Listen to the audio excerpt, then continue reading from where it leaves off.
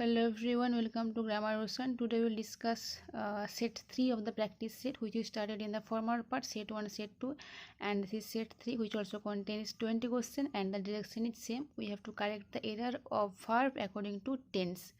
Okay, in the former part we completed 40 questions, and so today we will start it from 41. Okay, so let's start. 41, how can I come as it still drizzles? Still drizzle, still indicates to present continuous tense, and the answer will be, it not still drizzles, it will be still drizzling. How can I come as it is still drizzling? Okay, so drizzles hobe na, as it is still hobe, still দেওয়া আছে, it is still drizzling. ঠিক আছে, এরপরে আছে 42, by 2 o'clock yesterday I called on her twice but she was not at home. By 2 o'clock yesterday indicate to past tense, and I called on her twice, আমি তাকে দুবার ডেকেছিলাম, but she was not at home, সে ঘরে ছিল না. so both action happened in past tense, but ডাকার অ্যাকশনটা কিন্তু আগে হয়েছে. সো এক্ষেত্রে কী হবে, যেহেতু ডাকার পরে বুঝতে পারলাম যে সে ঘরে ছিল না, তাই সে আমার ডাকটা শুনতে পায়নি, তাই ডাকার অ্যাকশনটা আমি যেহেতু আগে করেছি, এক্ষেত্রে কী হবে, যেহেতু দুটো অ্যাকশন পাস্টে হচ্ছে, যে অ্যাকশনটি আগে হবে তার ক্ষেত্রে কী হবে, পাস্ট পারফেক্ট টেন্স হবে. তাই the answer will be, by 2 o'clock yesterday I had call on her twice. এক্ষেত্রে কলের আগে কী হবে, একটা হ্যাড অ্যাড করতে হবে. ঠিক আছে, then the sentence will be correct and the verb also will be correct. 43-তে আছে, it is looking that he may not come tonight. It is looking that he may come tonight. It is looking, look is the stative verb. So এক্ষেত্রে লুকিংয়ের সঙ্গে, লুকের সঙ্গে ING যোগ হবে না. যদি অ্যাকশন ভার্ব হিসেবে কাজ করতো সেক্ষেত্রে কিন্তু আইএনজি যোগ হতো, কিন্তু here look act as a stative verb. So এক্ষেত্রে লুকিং না হয়ে কী হবে, ইজ লুকিং কী হবে, ইট লুকস. ইট সিম্পল টেন্সে হবে কী হবে, it looks that he may not come tonight, and tonight indicator present simple tense. সেক্ষেত্রে প্রেজেন্ট কন্টিনিউয়াস টেন্স হবে না, and most important is look is the stative verb here. Okay, এরপরে 44, I found that he was recently discharge from the hospital. I found that he was recently discharge from the hospital. Here recently indicates to perfect tense, but as the tense it started with past tense, so এক্ষেত্রে কি হবে, past perfect tense. I found that he was না করে কি হবে, he had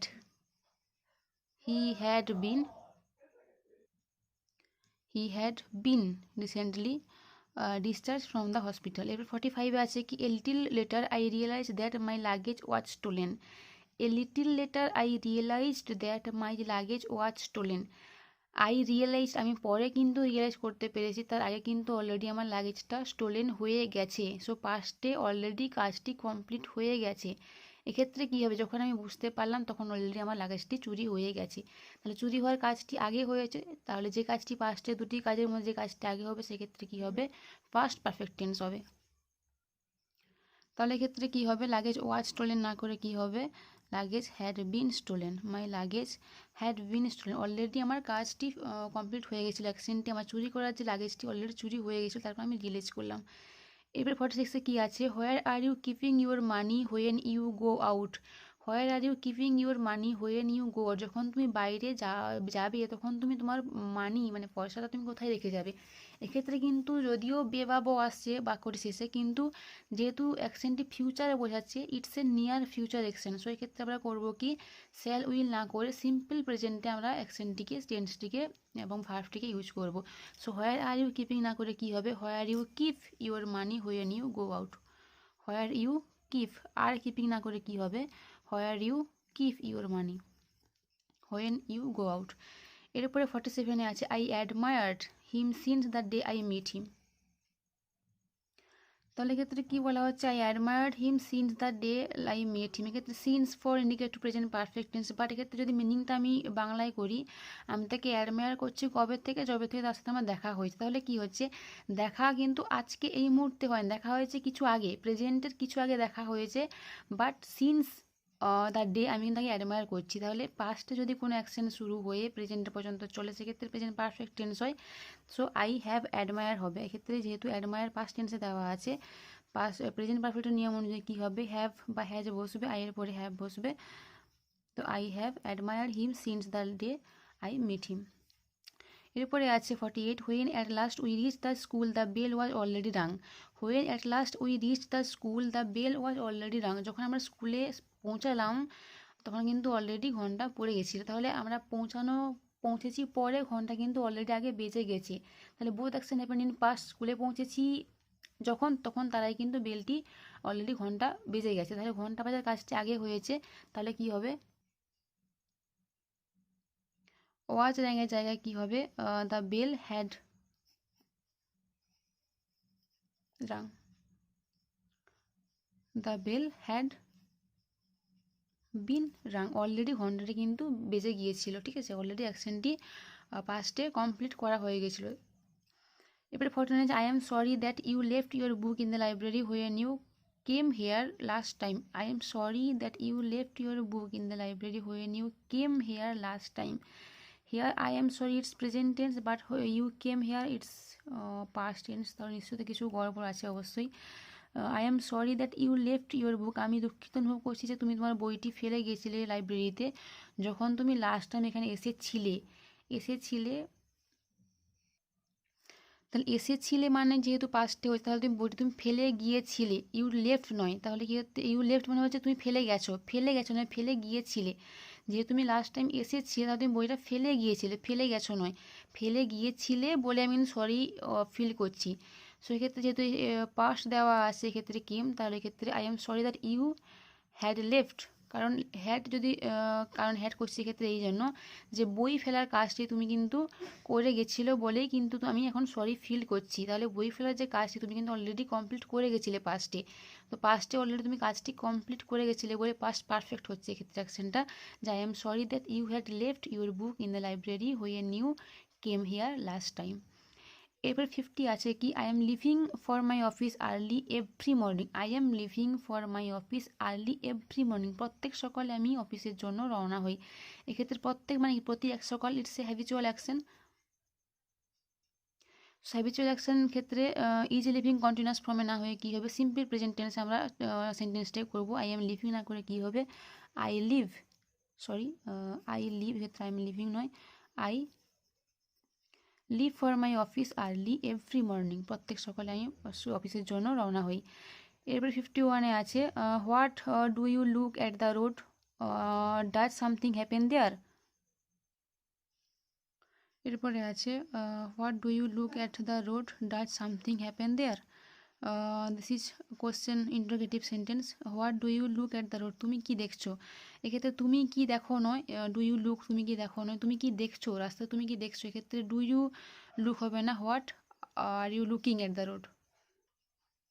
এক্ষেত্রে do you look না করে কি হবে, what are you looking is a present continuous tense, what are you looking, are you দেওয়া আছে, you looking at the road. Does something happening there, does something happening যেহেতু continuous টেন্সে করছি এক্ষেত্রে কী হবে, is something happening there, is something happening there, is something happening there, সেখানে কিছু ঘটছে। এরপরে 52-তে আছে my wife paints furniture whenever she had time. My wife paints furniture whenever she had time. She had time, had indicate to future tense, but paints it's indicate to present tense. যেহেতু প্রথমে ভার্বটি present দেওয়া আছে সেক্ষেত্রে এবং অ্যাকশনটি present indicate করছে, আমার wife paints furniture whenever she has time, যখন তার হাতে সময় থাকে তখন সে ফার্নিচার পেইন্ট করে, it's a present action.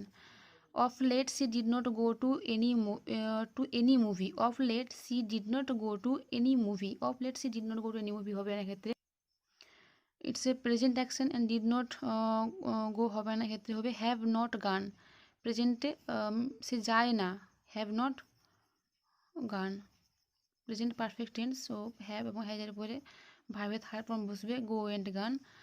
Of লেটে করে সে যায় না, it indicate to present perfect tense, এবং এনি মুভিতে যে অ্যাকশনটা হচ্ছে সেটা পারফেক্টে হচ্ছে বলে হ্যাভ নট গান হবে। এরপরে 54-এ আসে this is the best book that he ever read, this is the best book that he ever read. He ever read আমরা সাধারণত ইন জেনারেল আমরা হি এভার রিড বলি না, হি হ্যাজ এভার রিড বলা হয়, it's a simple perfect tense, this is the best book that he has ever read.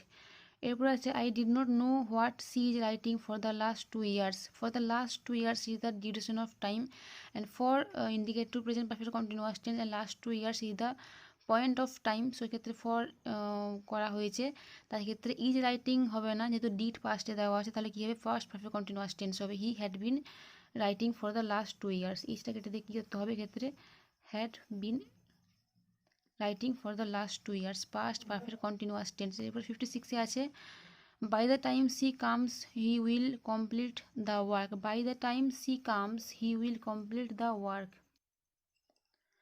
তাহলে by the time she comes he will completed the work, যখন সে আসবে তখন তার কাজটি অলরেডি কমপ্লিট হয়ে যাবে। হি উইল কমপ্লিট হবে না, ক্ষেত্রে হি উইল হ্যাভ কমপ্লিটেড, তার কাজটি অলরেডি সে কমপ্লিট করে রাখবে, অলরেডি তার কাজটি কমপ্লিট হয়ে যাবে। Will have completed the work, future perfect টেন্সে অলরেডি অ্যাকশনটি কমপ্লিট হয়ে যাবে। এর 57-এ আছে কি, the book will be written by the next year. The book will be written by the next year, পরের বছর বইটি লেখা হবে। লেখা হবে নেক্সট ইয়ারে, তাহলে কি হবে, উইল হ্যাভ বিন রিটেন। এক্ষেত্রে উইল বি হবে না, ফিউচার কন্টিনিউয়াস টেন্সে হবে না, ফিউচার পারফেক্ট টেন্স হবে, তাহলে উইল হ্যাভ বিন রিটেন।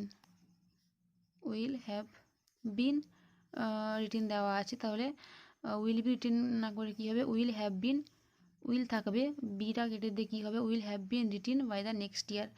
এরপরে আছে I saw that the book lay on the table. I saw past action, I saw আমি দেখেছিলাম, দ্য বুক বইটি টেবিলের উপর রাখা ছিল। তা বুক লে অনলি হবে না, যেহেতু পাস্টে দেওয়া আছে, যেহেতু আমি দেখেছিলাম বই টেবিলের উপর রাখা ছিল, লে রাখা আছে নয়, এক্ষেত্রে the book was lying in the table, বই টেবিলের উপর রাখা ছিল, আমি যখন দেখেছিলাম তখন বইটি টেবিলের উপরে রাখা ছিল। Both action happen in past, one is simple past and other is past continuous tense. 59 আছে কি, she will already return home when he arrives. যখন সে আসবে তখন সে অলরেডি বাড়ি পৌঁছে যাবে, অলরেডি সে বাড়ি পৌঁছে যাবে, মিন্স বাড়ি পৌঁছানোর যে কাজটি সে অলরেডি কমপ্লিট করে ফেলবে। So she will already return home যে অ্যাকশনটি, যেহেতু এটা আগে হয়ে যাবে, তাহলে কী হবে, ফিউচারে অ্যাকশনটি, তাহলে ফিউচার পারফেক্ট টেন্সে করতে হবে টেন্সটিকে, তাহলে কী হবে, she will have already returned, have returned,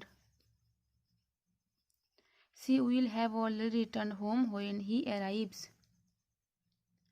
এরপর আছে don't worry since she just had her breakfast. Don't worry since she just had her breakfast, যেহেতু ডু ইন্ডিকেটিভ প্রেজেন্ট টেন্স, সেক্ষেত্রে জাস্ট হ্যাড না করে কি হবে, হ্যাডটা রিমুভ করে ক্ষেত্রে হ্যাজ করতে হবে।